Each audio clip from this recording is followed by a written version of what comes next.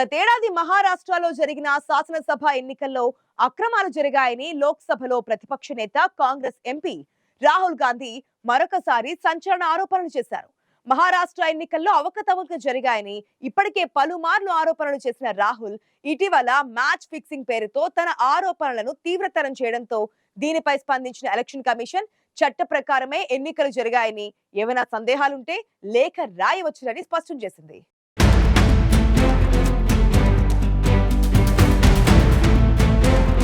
మహారాష్ట్రలో గత ఏడాది జరిగిన శాసనసభ ఎన్నికల్లో అక్రమాలు చోటు చేసుకున్నాయని కాంగ్రెస్ అగ్రనేత, లోక్సభలో ప్రతిపక్ష నేత రాహుల్ గాంధీ ఇప్పటికే పలుమార్లు ఆరోపించారు. తాజాగా మరోసారి మ్యాచ్ ఫిక్సింగ్ పేరుతో రాహుల్ గాంధీ తన ఆరోపణలను తీవ్రతరం చేశారు. మహారాష్ట్రలో ఓటు చౌర్యం జరిగినందున యంత్రాల సాయంతో చదవగల డిజిటల్ ఓటరు జాబితాలతో పాటు సీసీటీవీ ఫుటేజీలను ఈసీ తక్షణం విడుదల చేయాలని రాహుల్ డిమాండ్ చేశారు. మహారాష్ట్ర అసెంబ్లీ ఎన్నికల్లో అవకతవకలు జరిగాయని కాంగ్రెస్ అగ్రనేత రాహుల్ గాంధీ ఇప్పటికే పలుమార్లు ఆరోపించారు.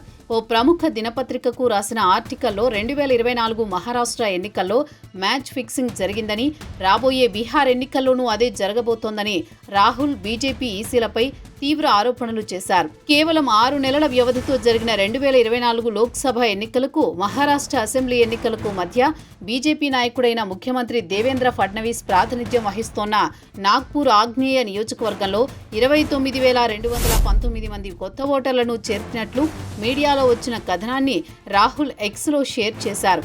సీఎం నియోజకవర్గంలో ఓటర్ల సంఖ్య 8% పెరగ్గా కొన్ని బూతుల్లో 20 నుంచి 50% ఓట్లు పెరిగాయి. ఎన్నికల్లో గుర్తు తెలియని వ్యక్తులు ఓట్లు వేసినట్లు బిఎల్ఓలు సైతం నివేదించారు అని రాహుల్ తన పోస్టులో పేర్కొన్నారు. సరైన చిరునామా లేని వేల మంది ఓటర్లను మీడియా బయట పెట్టినా ఈసీ మౌనంగానే ఉండడం వెనుక కుమ్మక్కు ఏమైనా ఉందా అని రాహుల్ ప్రశ్నించారు. ఓటు చౌర్యం ఖచ్చితంగా జరిగిందని, ఈ లోపాలను కప్పిపుచ్చడం అంటే నేరాలను అంగీకరించడమే అవుతుందని రాహుల్ గాంధీ విమర్శించారు. మహారాష్ట్ర అసెంబ్లీ ఎన్నికల్లో అక్రమాలు జరిగాయని రాహుల్ ఆరోపణలు చేయడం ఇదే తొలిసారి కాదు. ఇప్పటికే పలుమార్లు రాహుల్ తీవ్ర ఆరోపణలు చేశారు. కాంగ్రెస్ నేతృత్వంలోని ఎన్డీ కూటమి ఘన విజయం సాధించాల్సిన చోట బీజేపీ మ్యాచ్ ఫిక్సింగ్తో గెలుపొందింది అని రాహుల్ ఆరోపించారు. జాతీయ సంస్థల్ని గుప్పెట్లో పెట్టుకుని రిగ్గింగ్ చేస్తున్నారని, మోసం చేసే పార్టీ ఈ ఆటలో గెలవచ్చు కానీ అలాంటి గెలుపు వ్యవస్థలను దెబ్బతీస్తుందని రాహుల్ మండిపడ్డారు. అంతేకాదు అది ప్రజల విశ్వాసాన్ని నాశనం చేస్తుందని అన్నారు. ప్రజలంతా ఆధారాలను గమనించి సమాధానాల కోసం డిమాండ్ చేయాలని రాహుల్ అన్నారు. ఎన్నికల ప్రజాస్వామ్యానికి మ్యాచ్ ఫిక్సింగ్ విషం లాంటిది అని రాహుల్ గాంధీ మండిపడ్డారు. 2019 నుంచి 2024 మధ్య మహారాష్ట్రలో 31 లక్షల మంది ఓటర్లు పెరిగితే ఆ తర్వాత 5 నెలల్లోనే 41 లక్షల మంది పెరిగారని రాహుల్ గాంధీ ఆరోపించారు. మహారాష్ట్రలో వయోజనులే 9.54 కోట్ల మంది అయితే ఓటర్లు 9.70 కోట్లు ఎలా అవుతారు అని రాహుల్ ప్రశ్నించారు.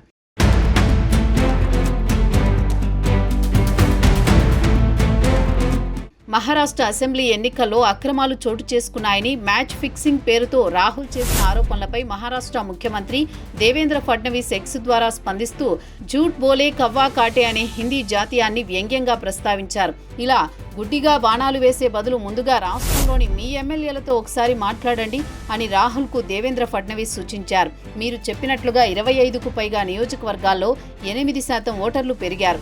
అందులో చాలా చోట్ల కాంగ్రెస్తో పాటు మీ మిత్రపక్షాలే గెలిచాయి అని దేవేంద్ర ఫడ్నవీస్ పేర్కొన్నారు. మరోవైపు ప్రధాన ప్రతిపక్ష పార్టీ కాంగ్రెస్ తన వైఫల్యాలు కప్పిపుచ్చుకునేందుకు ఎలాంటి ఆధారాలు లేని ప్రశ్నలు లేవనెత్తుతోందని బీజేపీ జాతీయ అధికార ప్రతినిధి ప్రదీప్ భండారీ ధ్వజమెత్తారు. మహారాష్ట్రలో 2024లో జరిగిన శాసనసభ ఎన్నికల్లో అవకతవకలు జరిగాయని కాంగ్రెస్ పార్టీ అగ్రనేత రాహుల్ గాంధీ చేసిన ఆరోపణలపై ఎలక్షన్ కమిషన్ అధికారికంగా స్పందించింది. మహారాష్ట్ర అసెంబ్లీ ఎలక్షన్స్ చట్ట ప్రకారమే జరిగాయని పేర్కొంది. అయినా ఇంకా ఏమైనా అనుమానాలుంటే తనకు లేఖ రాస్తే వివరణ ఇస్తామని, లేదా వ్యక్తిగతంగా రాహుల్ వచ్చి కలిస్తే అన్ని అంశాలు చర్చల్లో కమిషన్ భావిస్తోందని ఈసీ వివరించింది. మరోవైపు రాహుల్ రాసిన కథనంపై స్పందించిన ఈసీ జూన్ 12 ఈమెయిల్ ద్వారా రాహుల్ గాంధీకి లేఖ రాసింది. అందులో మహారాష్ట్రలో జరిగిన ఎన్నికల్లో బూత్ లెవెల్ ఏజెంట్లతో సహా వేల మంది పాల్గొన్నారని ఈసీ వెల్లడించింది.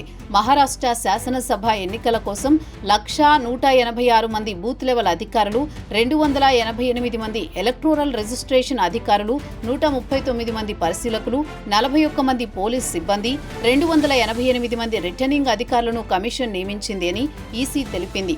1,08,026 మంది బూత్ లెవెల్ ఏజెంట్లను కేంద్ర రాష్ట్ర రాజకీయ పార్టీలు నియమించాయని ఎలక్షన్ కమిషన్ వివరించింది. వీరిలో 28,421 మంది కాంగ్రెస్ ఏజెంట్లు ఉన్నారని ఈసీ తెలిపింది.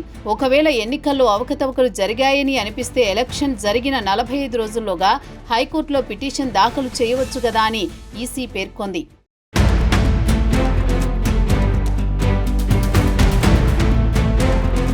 గతేడాది జరిగిన మహారాష్ట్ర అసెంబ్లీ ఎన్నికల్లో మ్యాచ్ ఫిక్సింగ్ ద్వారా బీజేపీ గెలిచిందని రాహుల్ సంచలన ఆరోపణలు చేయగా వాటిని బీజేపీ ఖండించింది.